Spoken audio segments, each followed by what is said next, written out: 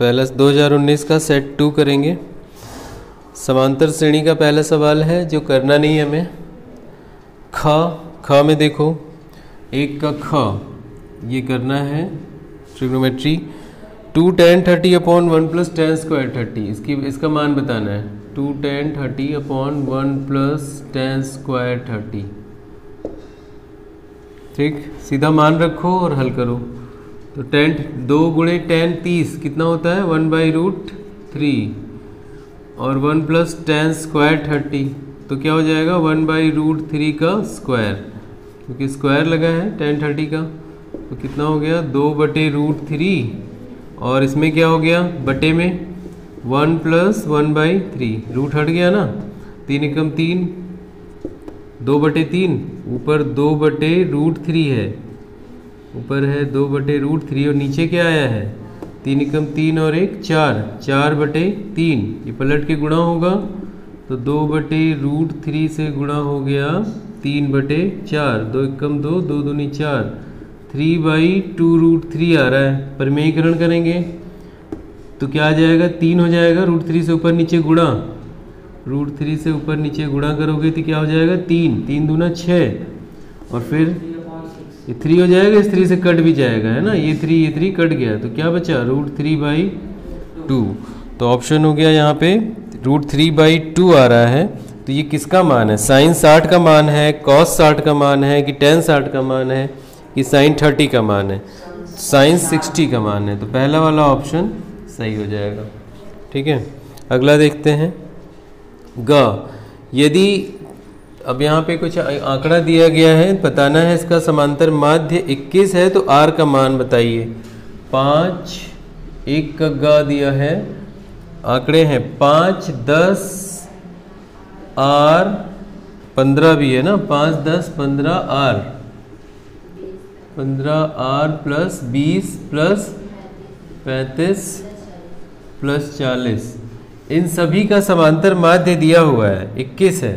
तो समांतर माध्य क्या होता है, जितने आंकड़े हैं उनकी संख्या से भाग देना है, 1 2 3 4 5 6 7 बराबर समांतर माध्य वो कितना दिया हुआ है 21 और तुमसे पूछ रहा है r का मान बताइए। तो हल हो गया है ना, सब कुछ पता है, 7 उधर जाके गुणा होगा और ये सब जुड़ जाएंगे। जोड़ो कितना आया जोड़ने पर 125 प्लस r आएगा और बटे 7 है, 7 उधर जाकर गुणा हो जाएगा।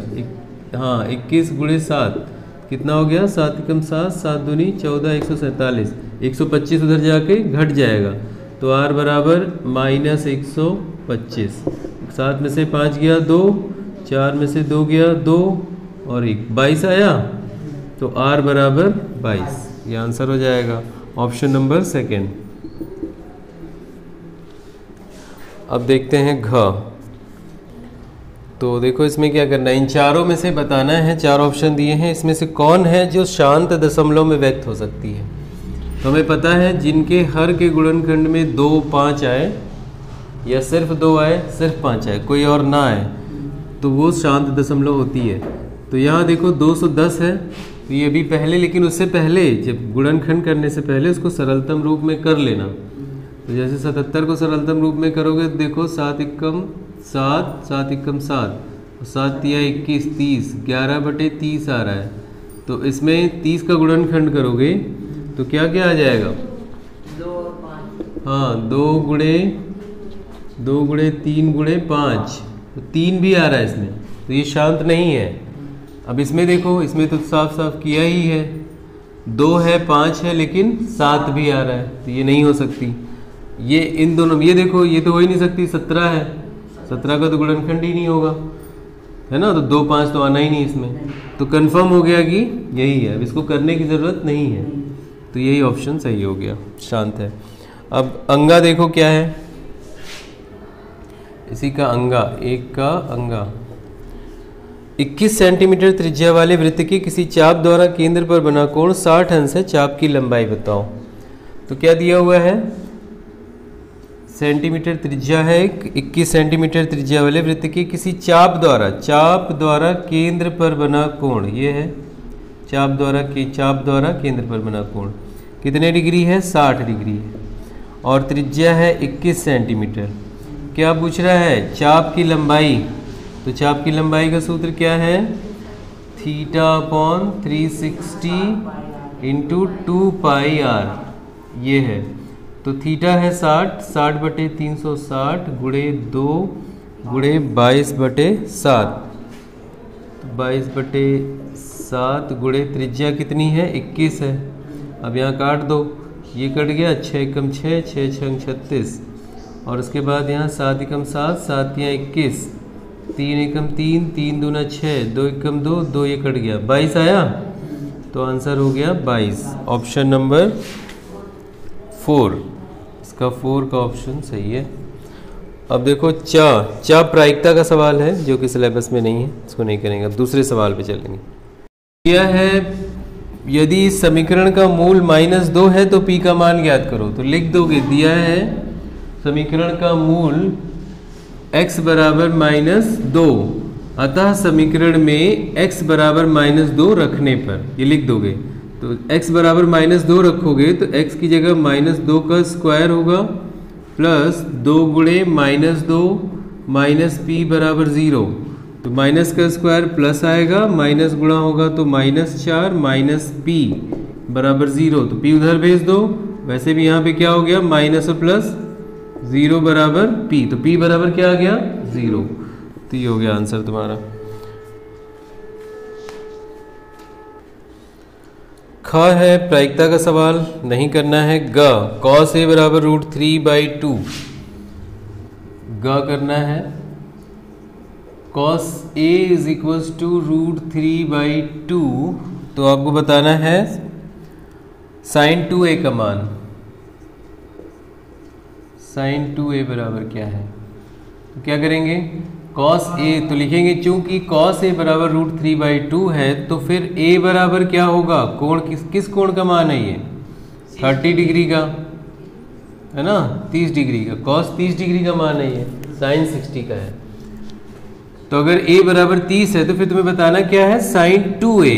तो sin 2 इंटू a मतलब 30, तो हो गया sin 60। तो sin 60 का मान भी क्या आएगा? वही √3/2, ये आंसर हो जाएगा। अब देखो घ में क्या है? दूसरे का घ, 10 व्यक्तियों के भार का समांतर माध्य दिया हुआ है और उनके भारों का योगफल ज्ञात करना है। तो क्या दिया है? व्यक्तियों की संख्या दी है, लिख दोगे व्यक्तियों की संख्या। व्यक्तियों की संख्या बराबर 10 है। उसके बाद समांतर माध्य, भारों का माध्य लिखोगे, भारों का माध्य, भारों का माध्य कितना है? 45.6 है, 45.6 kg। उसके बाद लिखोगे समांतर माध्य, समांतर माध्य बराबर सूत्र, समांतर माध्य बराबर क्या होगा? योगफल बटे संख्या, आंकड़ों भारों का योगफल बटे संख्या। तो यहां लिख देंगे भारों का योगफल बटे संख्या। ठीक, अब सब रख दो। समांतर माध्य कितना है? 45.6। भारों का योगफल तुम्हें ज्ञात करना है और संख्या है 10। 10 इधर से आगे गुणा हो जाएगा, एक अंक दशमलव आगे खिसक जाएगा, आंसर आ जाएगा 456। तो भारों का योगफल हो गया 456।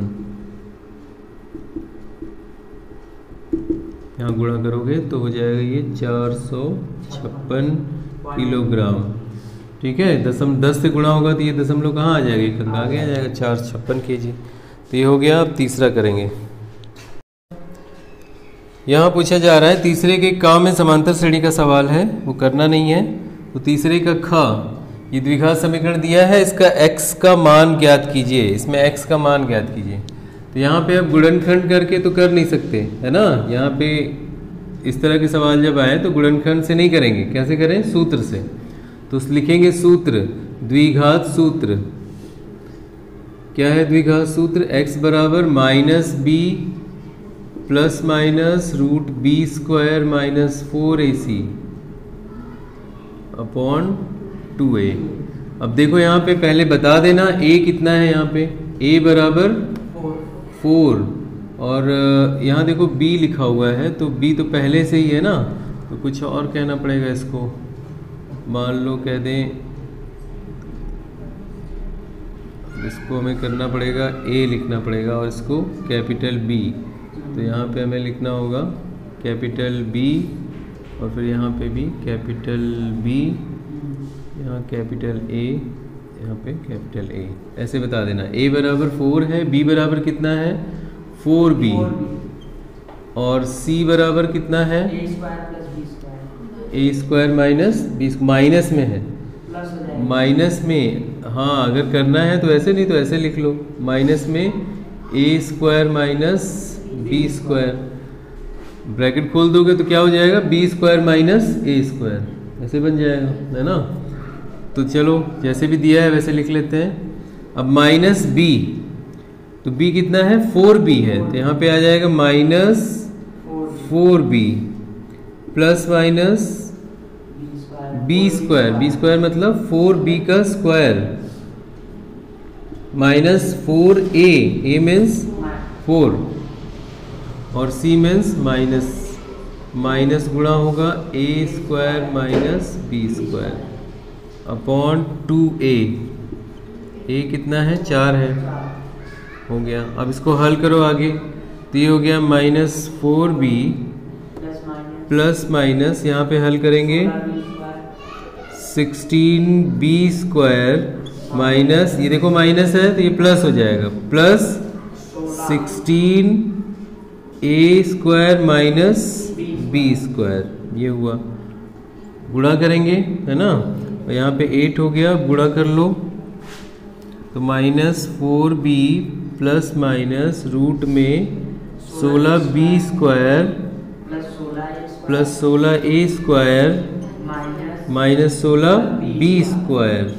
अब देखो minus 16b square plus 16b square cut गया ये, अपॉन 8 आगे ले जाओ, माइनस 4b प्लस माइनस ये क्या बचा 16a स्क्वायर,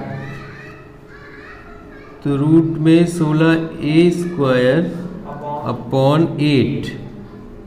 अब हल कर लो, 16a का निकल जाएगा रूट, 4a आएगा, तो minus 4b plus minus 4a upon 8, minus 4 बाहर ले लोगे तो माइनस 4 कॉमन ले लोगे तो बचेगा b प्लस a अपॉन 8, 4 दूना 8, तो minus b plus a upon 2, ये आंसर हो जाएगा।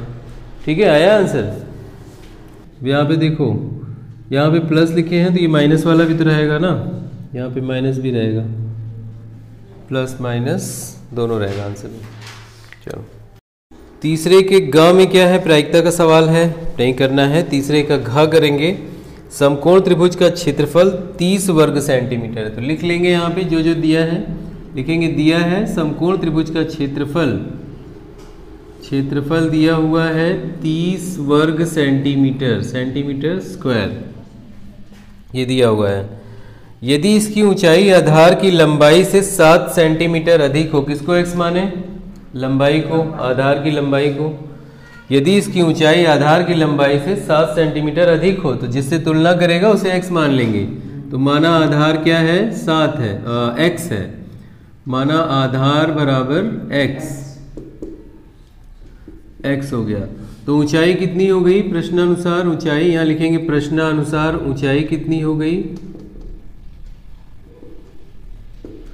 ऊंचाई बराबर 7 सेंटीमीटर अधिक है, तो x प्लस 7। अब क्या ज्ञात करना है, तो आधार की लंबाई ज्ञात कीजिए। तो ठीक है, x ज्ञात करना है, तो क्या लिखेंगे, क्षेत्रफल का सूत्र क्या लिखेंगे, समकोण त्रिभुज का क्षेत्रफल, समकोण त्रिभुज का क्षेत्रफल बराबर 1/2 आधार गुणे संगत ऊंचाई, या लंब, आधार गुणे लंब बोलते हैं, उसी को ऊंचाई को ही लंब बोलते हैं। तो 1/2, अब देखो यहाँ पे ये मान दिया हुआ है क्षेत्रफल, यहाँ लिख दो 30 बराबर 1/2 गुणे आधार कितना माने हो x, और लंबाई यानी ऊंचाई माने हो x + 7, ये हो गया।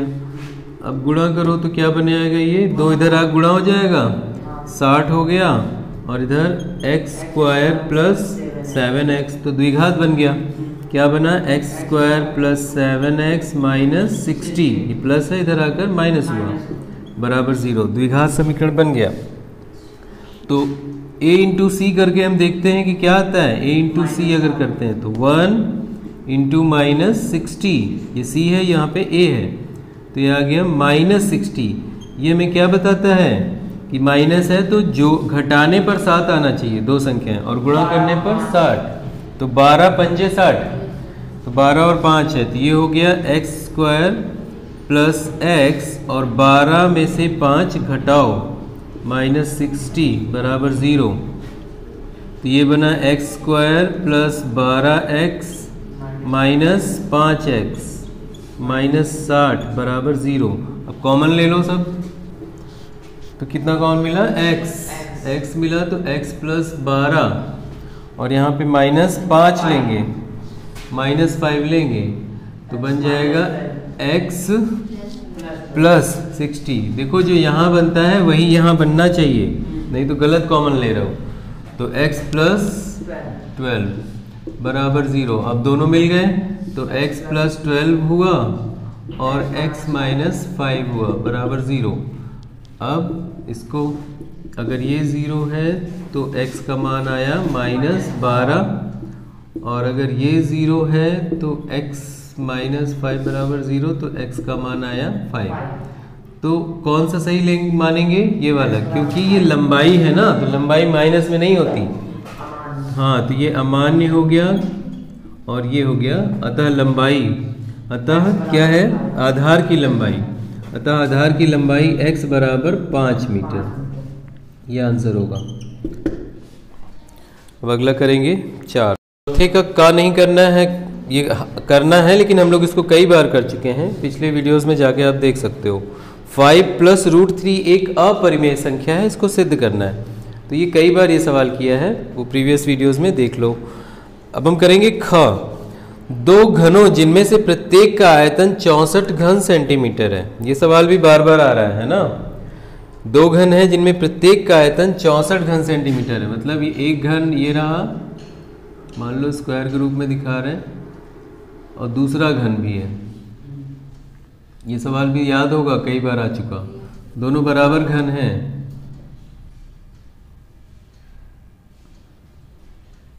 ठीक है, और दोनों का आयतन सेम है 64 घन सेंटीमीटर। तो फिर घन का आयतन का सूत्र क्या होता है, भुजा का क्यूब। भुजा क्यूब बराबर घन का आयतन 64 है ना। ये भी वही है, तो कहीं से भी निकालो, इसका मतलब सबकी दोनों की भुजाएं भी बराबर हैं। अगर ये a है, ये a है, तो ये भी a है, क्योंकि आयतन बराबर आ रहा है, तो भुजा, और दोनों घन है तो भुजा भी बराबर ही आएगी। तो यहाँ से भुजा निकाल लोगे तो क्या लिखोगे, माना भुजा बराबर a है, तो यहाँ पे हो गया a³ बराबर 64 घन सेंटीमीटर। तो a बराबर क्या हो गया, 64 का घनमूल निकालो, कितना हो जाएगा 4, तो a बराबर 4 सेंटीमीटर। ठीक, अब ये भी 4 है, ये भी 4, ये सब 4-4 सेंटीमीटर के। तो क्या किया जा रहा है, इनको मिला दिया जा रहा है, दोनों को जोड़ दिया जा रहा है।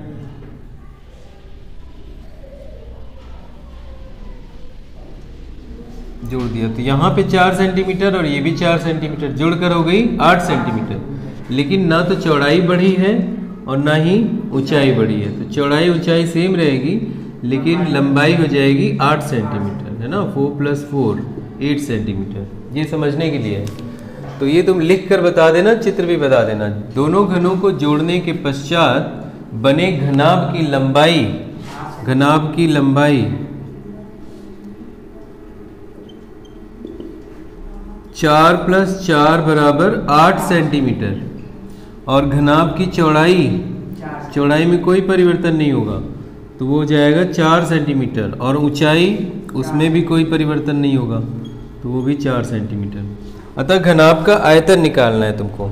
64 से संलग्न फलकों को मिलाकर ठोस बनाया जाता है। प्रत्येक घनाभ प्राप्त घनाभ का पृष्ठीय क्षेत्रफल ज्ञात करो।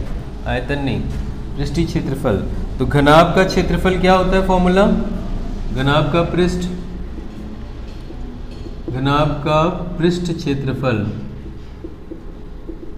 Formula 2LB plus BH plus HL।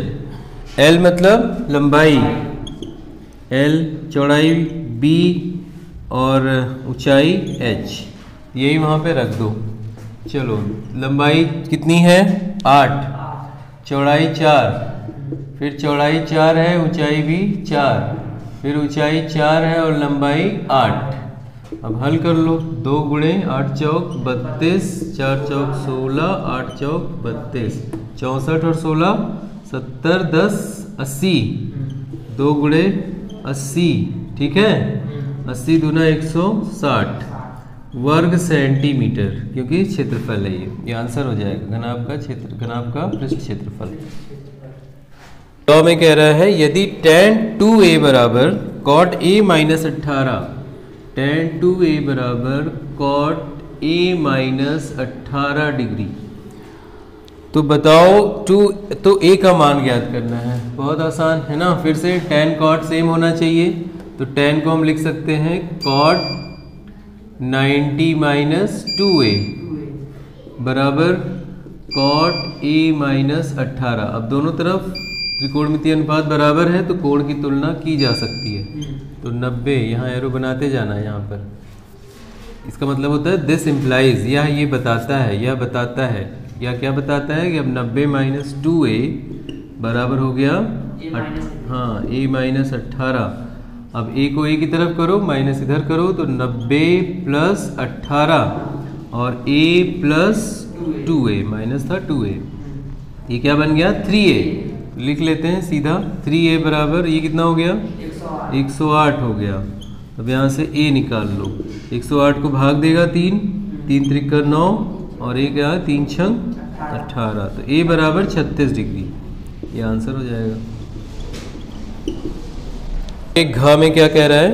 बिंदु A के निर्देशांक ज्ञात करना है जहां AB एक वृत्त का व्यास है।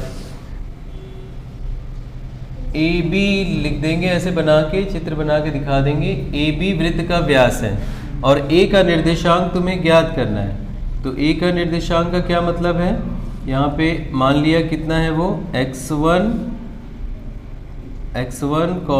y1 है, ठीक है। ऐसे लिख दोगे। माना A का निर्देशांक बराबर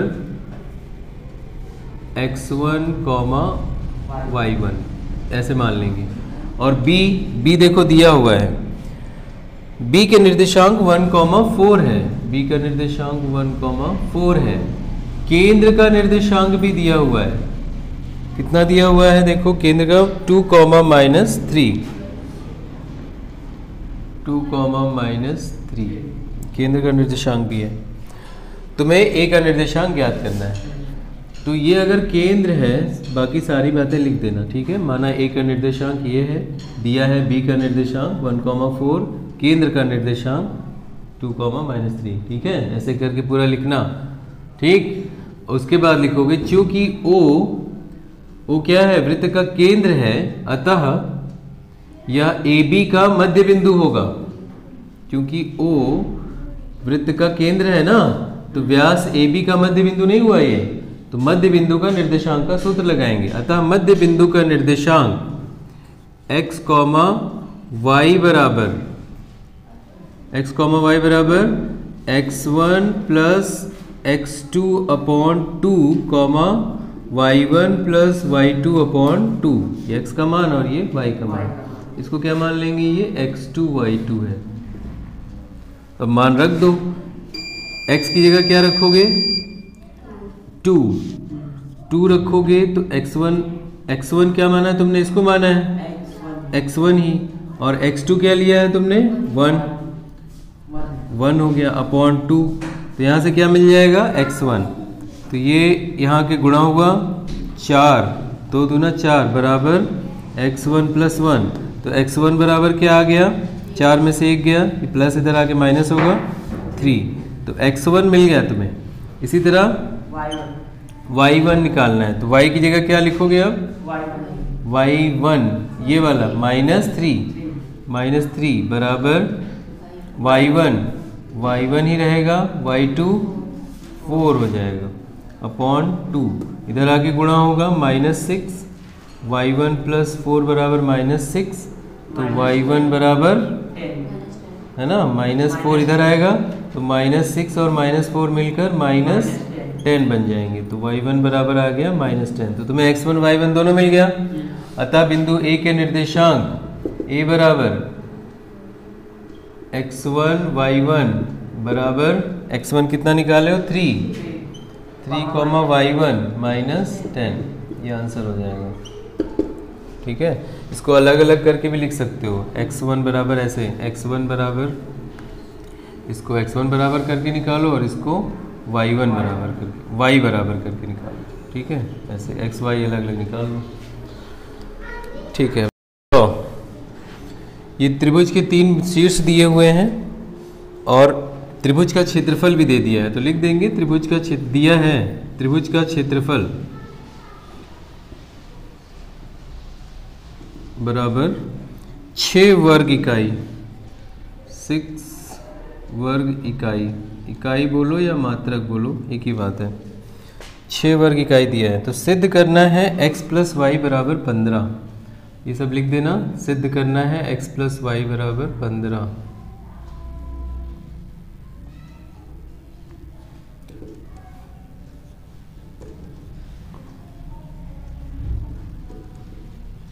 ठीक, तो लिखेंगे फिर दिया है त्रिभुज का क्षेत्रफल इतना।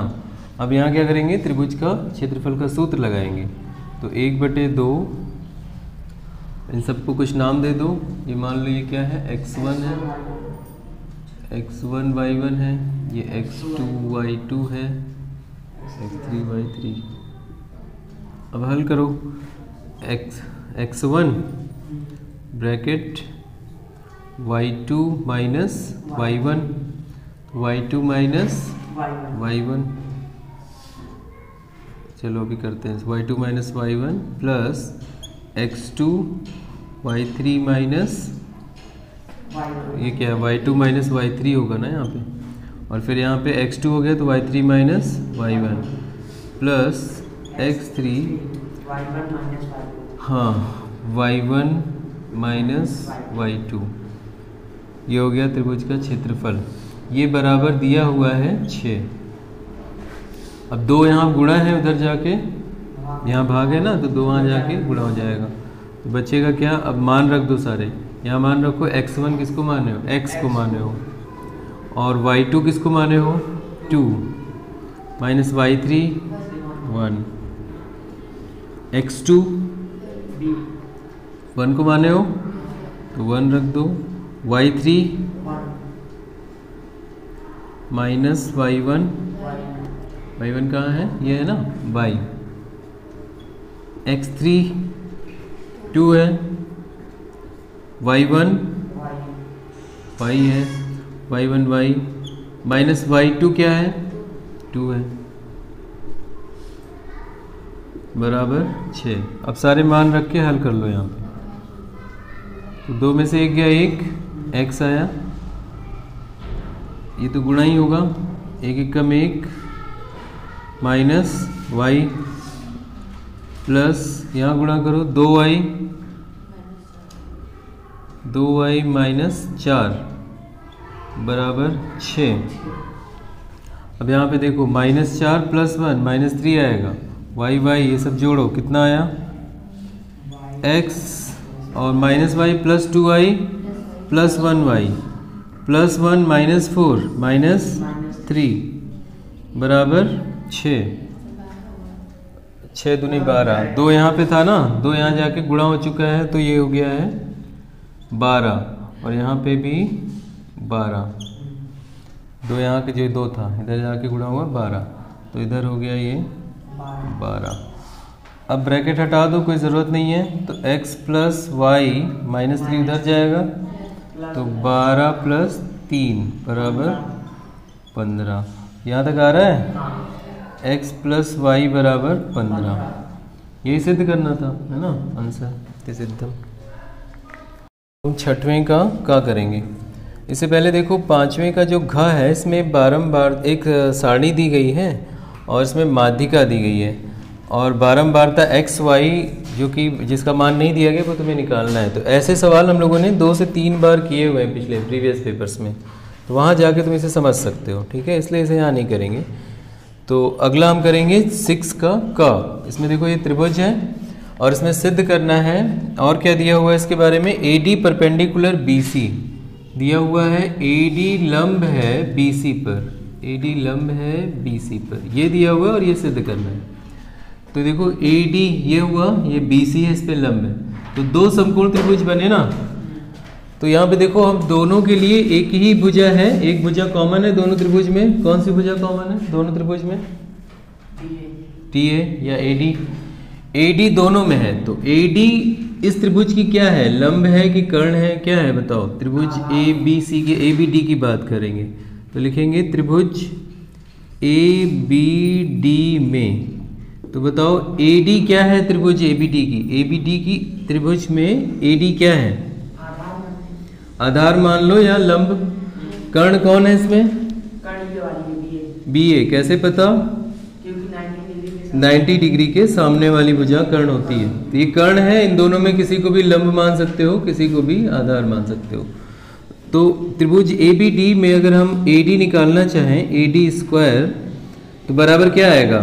कर्ण स्क्वायर माइनस लंब स्क्वायर या आधार स्क्वायर, तो हो जाएगा AB square minus BD square.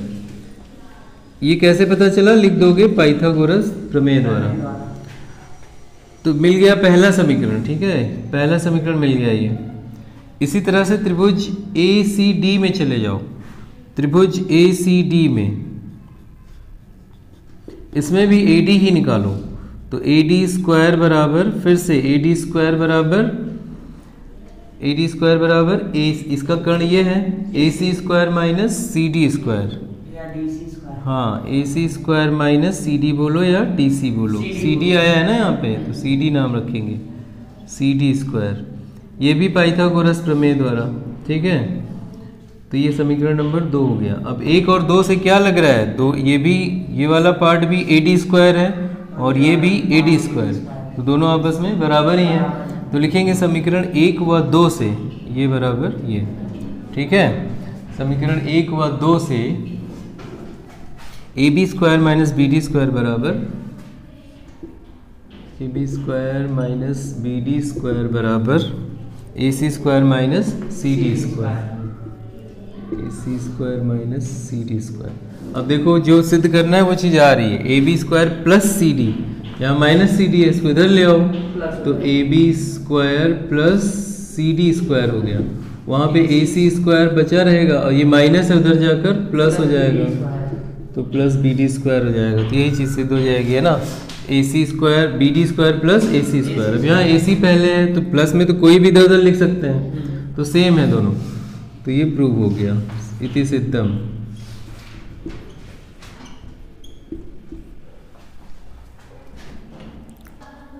छठवें के गा में देखो, एक गोला जिसका व्यास 12 सेंटीमीटर है एक लंब वृत्तीय बेलनाकार बर्तन में डाला जाता है। तो एक लंब वृत्तीय बेलनाकार बर्तन है, इसी में एक गोले को डाल दिया जाता है, इसमें मान लो पानी भरा हुआ है, ये सवाल भी शायद एक बार किया है। इसमें इस गोले को डाल दिया जाता है, तो जैसे ही गोला पूरा डूबता है इसमें, तो ये लेवल जो पानी का है ये थोड़ा सा बढ़ जाता है, पानी ऊपर आ जाता है, तो ऊंचाई में वृद्धि हो गई ना पानी के। तो ऊंचाई में वृद्धि मान लो कि h हुई है, यहाँ से यहाँ तक, है ना, यहाँ से यहाँ तक मान लो h वृद्धि हुई ऊंचाई में। तो किस रूप में बढ़ा है ऊपर? बेलन के रूप में कि शंकु के रूप में कि किसके रूप में बढ़ा है? जो आकार है वही तो हुआ है, तो ग्लास है बेलनाकार, तो बेलन जो भी वृद्धि हुई है वो बेलन के रूप में हुई है ना। मतलब अगर इतना पानी बढ़ा है तो ये बेलनाकार पानी ही तो है, तो वही आयतन बराबर हो जाएगा किसके? इस डुबाए गए गोले के, क्योंकि जो चीज़ डुबाई जाती है अपने आयतन के बराबर ही द्रव हटाती है। तो ये जो आयतन आएगा, इस बढ़े हुए भाग का जो आयतन आएगा, वो आयतन किसका होगा? गोले का होगा, ठीक है। तो यही हम लिख देंगे सारी बातें। तो क्या लिखेंगे जो जो दिया है। गोले का व्यास 12 सेंटीमीटर, गोले का व्यास बराबर 12 सेंटीमीटर। तो त्रिज्या कितनी हो गई? त्रिज्या मान लिया हमने स्मॉल आर माना है, तो ये हो गई 12/2 6 सेंटीमीटर। तो गोले का आयतन कितना हो गया?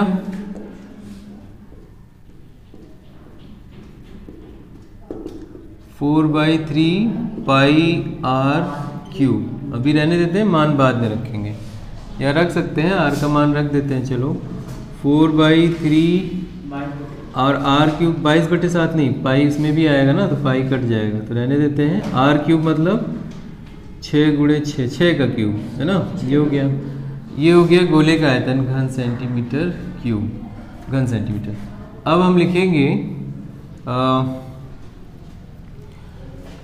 गोले को पूर्णतः डुबाने पर जल स्तर में वृद्धि, गोले को पूर्णतः डुबाने पर जल स्तर में वृद्धि h बराबर कितने सेंटीमीटर बढ़ गया?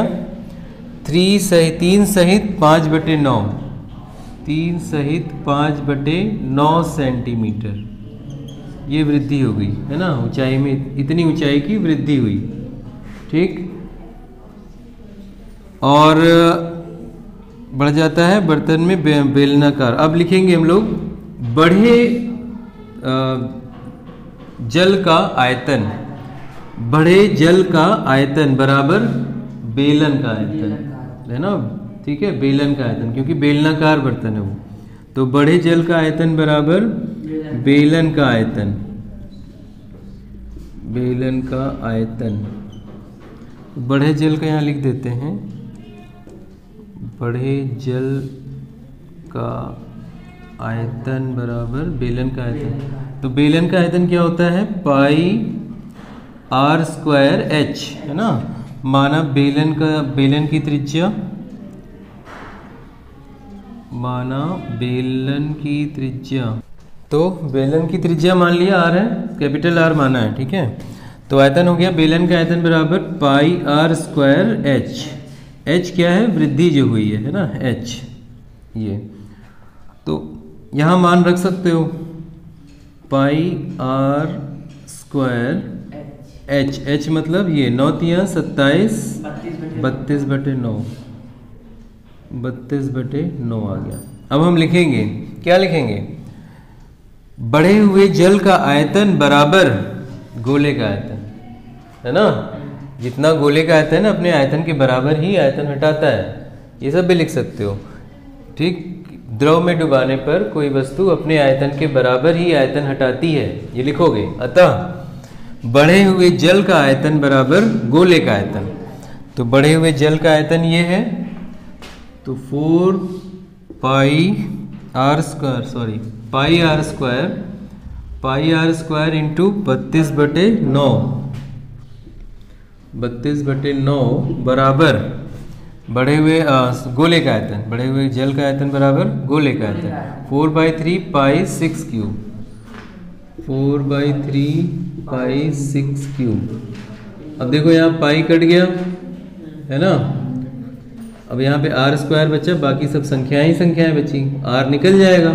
r किसका त्रिज्या है? बेलन की त्रिज्या है, और तुमसे पूछा है बेलन का व्यास, जब त्रिज्या आ जाएगी दुगना कर दो, व्यास आ गया। तो r² यहाँ से निकालो, तो r² बराबर हो गया 4/3, 9 इधर आके गुणा होगा, तो 6 × 6 × 6 तो है ही, 6 × 6, और इसमें 9 और आ रहा है, तो 9 गुणा हो गया। और 32 कहाँ आएगा? बटे में आएगा, 32 बटे में आ गया, क्योंकि वहाँ पे गुणा है तो यहाँ भाग हो गया। ठीक, अब काट लो, देखो कैसे कट रहा है। 4 एकम 4 नहीं कटेगा ना, 4 अठे 32, 4 अठे 32, और 3 एकम 3, 3 त्रिका 9 कर दें। चलो 3 त्रिका 9 रहने दो, वर्गमूल निकालना है ना, उसको रहने दो। 3 दूना 6, ठीक है। अब 2 एकम 2 और 2 चौक 8, तो देखो 6 का जोड़ा बना और 9 का तो वर्गमूल निकलेगा ही, 4 का भी निकलेगा, है ना, यहाँ वर्गमूल है ना।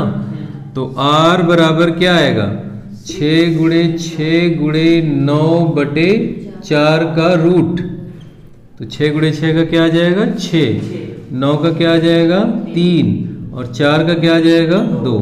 तो 2 एकम 2, 2 तिहाई 6, 3 त्रिका 9, तो 9 आया, है ना। त्रिज्या आई 9 सेंटीमीटर, तो व्यास क्या हो जाएगा, हाँ, अतः बेलन का व्यास बराबर 2 गुणे त्रिज्या बराबर 2 गुणे 9 बराबर 18 सेंटीमीटर, ये आंसर हो जाएगा।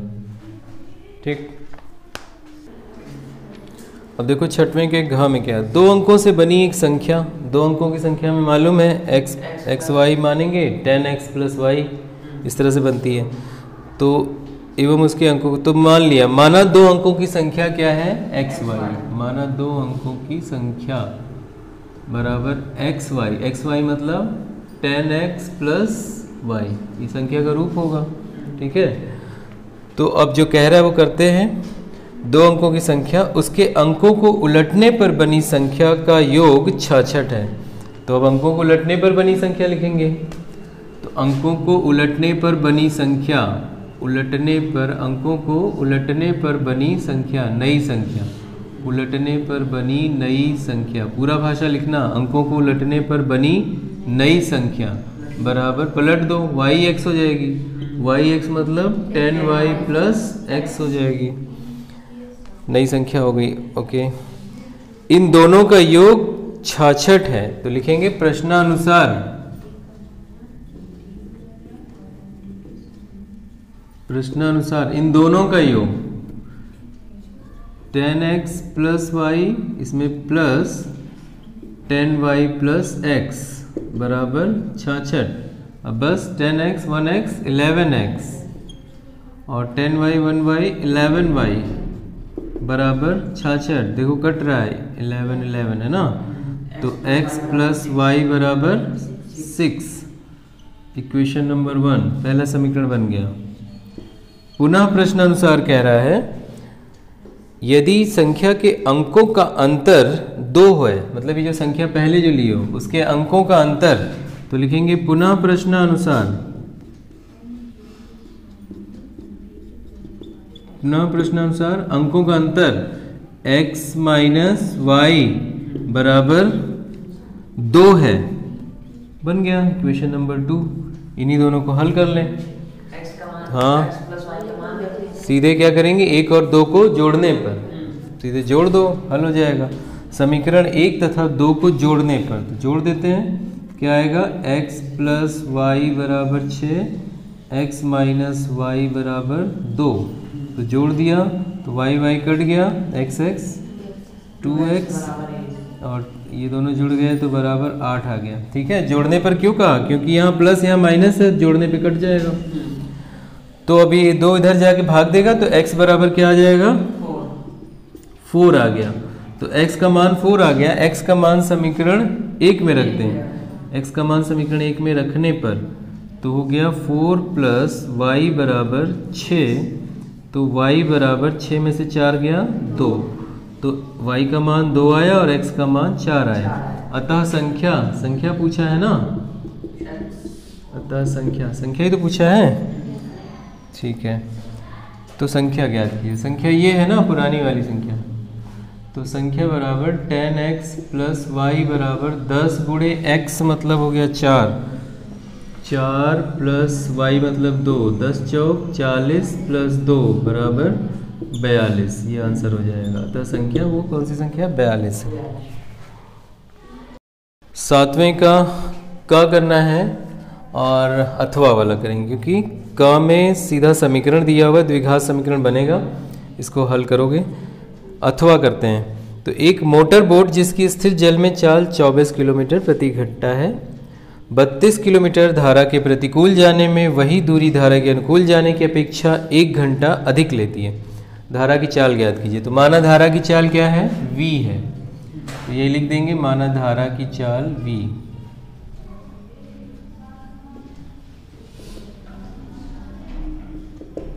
चाल v किलोमीटर प्रति घंटा। और जो दिया है वो लिख दो। क्या दिया है? स्थिर जल में चाल, नाव की स्थिर जल में चाल।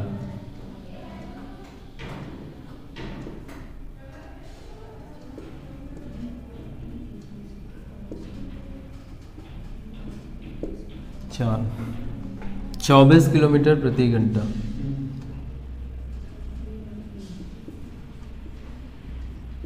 स्थिर जल का मतलब समझते हो ना? स्थिर जल में चाल का मतलब, स्थिर जल का मतलब है कि जितनी ताकत से नाव चल सकती है, कोई आदमी अगर चला रहा है तो, और अगर मोटर बोट है तो जो उसका इंजन जितनी ताकत है, क्योंकि और कोई अवरोध तो है नहीं, वो अपनी ही ताकत से चलेगी। लेकिन जब बहती हुई नदी में चलेगी तो नदी रोक रही होगी उसको, है ना? तो उससे थोड़ी पता चलेगा कि नाव में कितनी ताकत है, स्पीड चलाने, कितनी स्पीड से चल सकती है।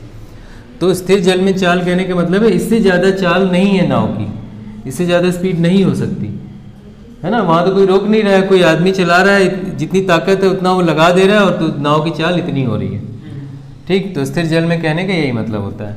24 किलोमीटर प्रति घंटा उसकी क्षमता है, इतनी तेज चल सकता है वो। तो अब चलते हैं, नदी में जब उतरती है तो क्या होगा? तो नदी में जब नदी की तरफ चलेगी, जिधर धारा बह रही है, तो जितने इसकी ताकत है वो तो लगाएगा ही, प्लस जो नदी चल रही है वो भी जुड़ जाएगी, है ना? तो प्लस हो जाती है। और जब उल्टा चलती है तो इसकी ताकत में से नदी की चाल माइनस हो जाती है। तो वही लिखना है हमें। तो अब लिखेंगे, दूरी जो दी है वो लिखेंगे, दूरी बराबर चली गई दूरी बराबर, ये भी दिया हुआ है 32 किलोमीटर। ये सब लिख लेंगे। अब लिखेंगे धारा के अनुकूल, धारा के प्रतिकूल, दोनों के बारे में। तो पहले लिखेंगे धारा के अनुकूल गति में, धारा के अनुकूल गति में क्या होगा? धारा की अनुकूल गति में नाव की चाल कितनी होगी? नाव की चाल बताओ, नाव की चाल कितनी हो जाएगी अनुकूल चलने पे? धारा की चाल प्लस नाव की चाल। तो धारा की चाल v माने हो, तो v प्लस नाव की चाल 24 है, ये हो जाएगी धारा के अनुकूल चलने में प्रति घंटा। और दूरी तो वही चलनी है, कितनी? 32 किलोमीटर ही। दूरी बराबर 32, वही दूरी धारा के अनुकूल भी चलनी है, वही प्रतिकूल भी चलनी है। समय कितना लगेगा?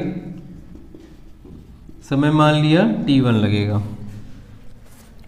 समय बराबर क्या होता है? दूरी बटे चाल। तो यहाँ एक बार लिख लो, दूरी बटे चाल। और दूरी कितनी है? 32 है, बटे चाल क्या है? v plus 24, v plus 24। तो एक समीकरण ये मिला t1 बराबर, ठीक है ये। अब धारा के प्रतिकूल चलने में हम लिखेंगे, धारा के प्रतिकूल गति में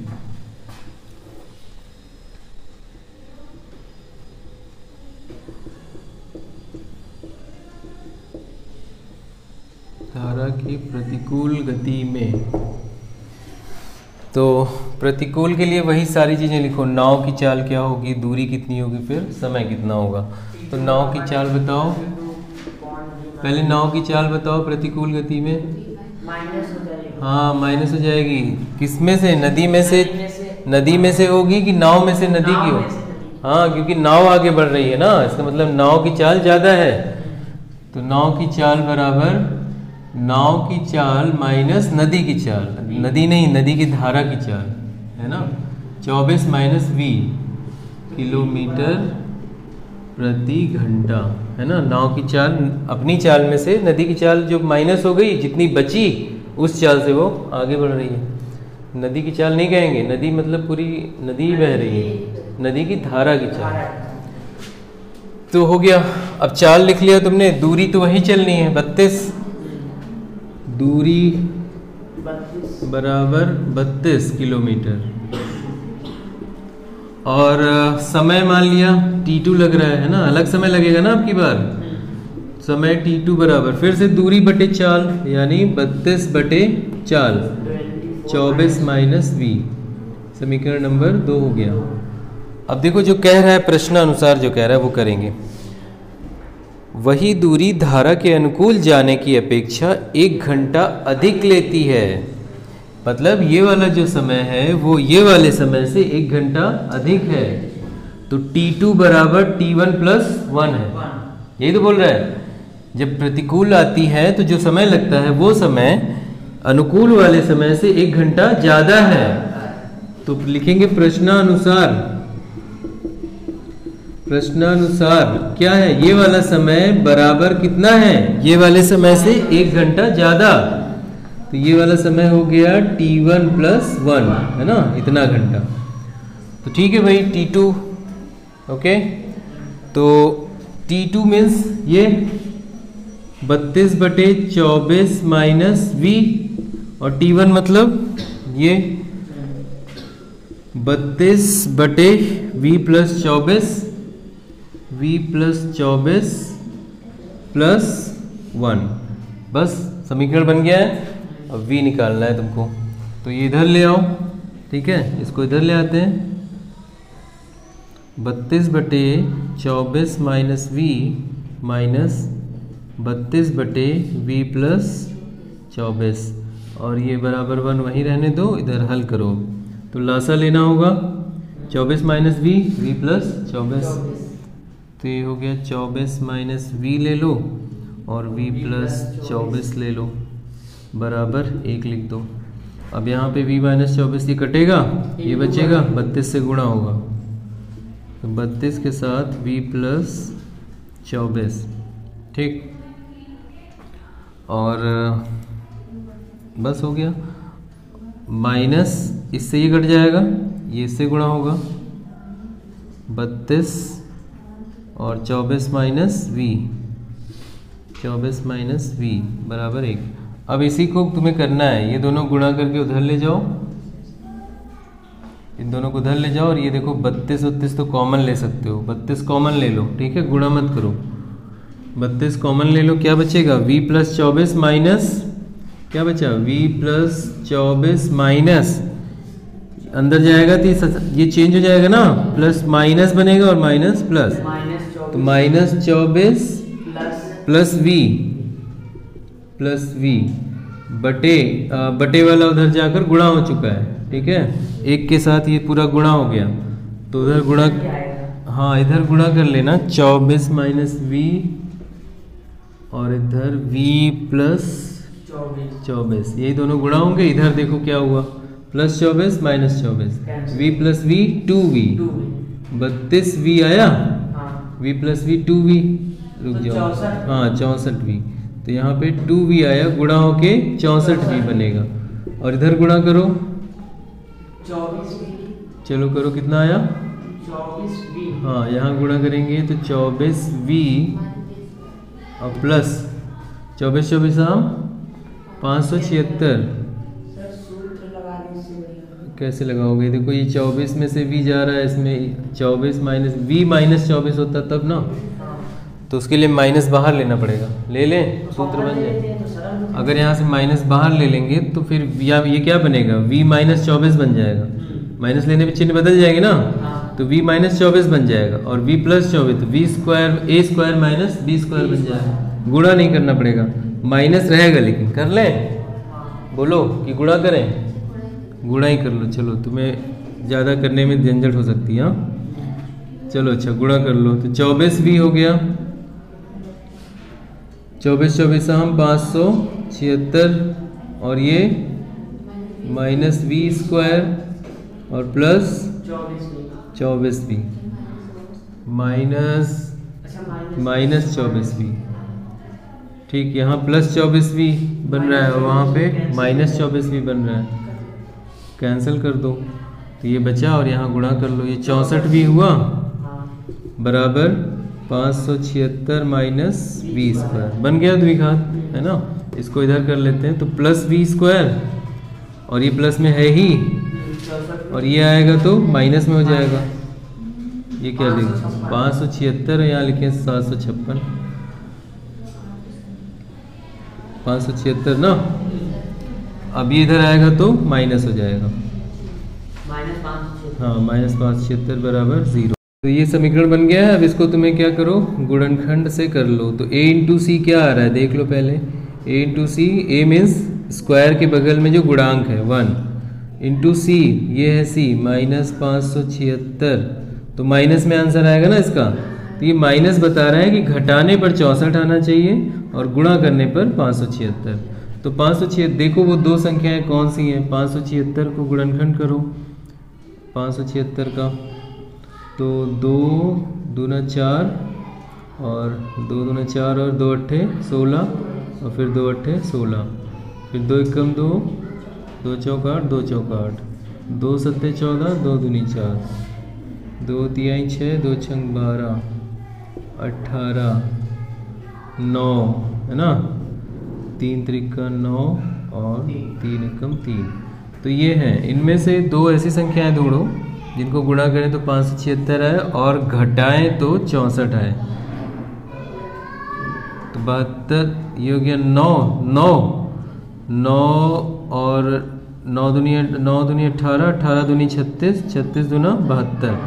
तो यहाँ तक 72 आया और ये क्या है 8 है। तो 72 और 8 को गुणा करोगे तो यही तो आना ही है। देखिए, और 72 में से 8 घटाओ तो 64 भी आ जाएगा। ठीक है, तो 72 और 8 मिला, तो ये हम लोग उसी में ब्रेक कर लेंगे। तो v² प्लस v और ये हो जाएगा 72 माइनस 8, तोड़ लिया 72 माइनस 8 माइनस 576 बराबर 0। गुणनखंड करेंगे v² plus 72v minus 8v minus 576 बराबर 0। अब 2 का कॉमन ले लो और यहाँ आ जाएगा v कॉमन लोगे तो v प्लस 72, यहाँ माइनस 8 कॉमन लोगे v प्लस 72 बराबर 0। यहाँ तक आ रहा है कि नहीं अभी? तो 2 गुणनखंड मिले v प्लस 72 और एक मिला v माइनस 8 बराबर 0। तो इससे जब v के बराबर 0 रखोगे तो v बराबर माइनस 72 आएगा, तो ऋणात्मक चाल तो है नहीं और इसको v बराबर 8 आ जाएगा। तो ना धारा की चाल आ जाएगी v बराबर 8 किलोमीटर प्रति घंटा। ठीक है, ये आंसर हो गया। तो 7वें में देखो 2 रचनाएं हैं। एक त्रिभुज की रचना है जो कि हम लोग हर बार कर रहे हैं और ये शायद तुम्हें स्टेप सब याद भी हो गए होंगे। और वृत्त है, अगली वृत्त की भी है, इसको भी हर बार बताया है। तो इसमें से चलो वृत्त वाला एक बार कर लेते हैं। तो 6 सेंटीमीटर त्रिज्या का एक वृत्त खींचिए। तो सबसे पहले क्या करोगे, 6 सेंटीमीटर चाप लोगे, त्रिज्या का एक चाप लोगे और एक वृत्त बना दोगे। ठीक है, हो गया। मान लो ये 6 सेंटीमीटर त्रिज्या का है। अब तुम्हें क्या करना है, केंद्र से 10 सेंटीमीटर की दूरी पर स्थित एक बिंदु से वृत्त पर स्पर्श रेखा युग्म की रचना कीजिए। तो ये तो 6 सेंटीमीटर है ना, त्रिज्या ही है 6 सेंटीमीटर की। अब यहाँ से 10 सेंटीमीटर, तो 4 सेंटीमीटर और इसी पे आ जाओ बाहर, तो बाहर 4 सेंटीमीटर और आ गए मान लो।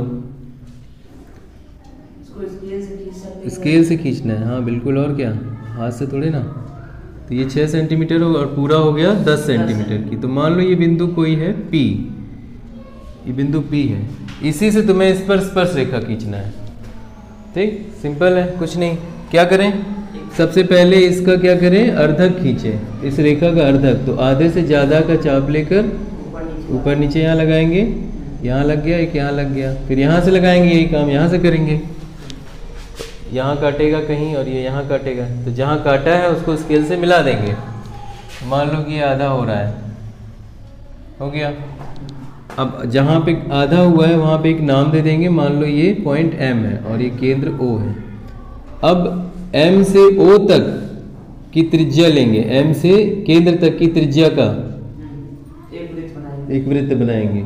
तो एक वृत्त मान लो इसी त्रिज्या का वृत्त बना, ऐसे बनेगा कुछ। अब जहाँ इसने काटा है वहाँ पे कुछ नाम दे दो, मान लो यहाँ A हो गया, यहाँ पे B हो गया। जहाँ पे काट रहा है वहीं से तुमको एक ये बिंदु P से एक स्पर्श ऐसे स्केल से खींच लेनी है और एक यहाँ खींच लेनी है, तो ये बन जाएगा। ये तो देखो एक काट रहा है, काटेगा नहीं, स्पर्श करता हुआ ऊपर निकल जाएगा। तो ये 2 स्पर्श रेखा है तुम्हारे, इनको नाम दे देना कुछ। ठीक है, मान लो इसको नाम दे दिया PR और PQ। तो स्पर्श रेखाएं पी क्यू तथा पी आर प्राप्त हुई। अभीष्ट स्पर्श रेखाएं पी क्यू तथा पी आर प्राप्त हुई। बाकी रचना के चरण बताया है पिछली वीडियोस में, वो क्या है वो लिखोगे। ठीक है, बुक में भी दिया है, रचना के चरण जरूर लिख देना। ठीक हो गया है।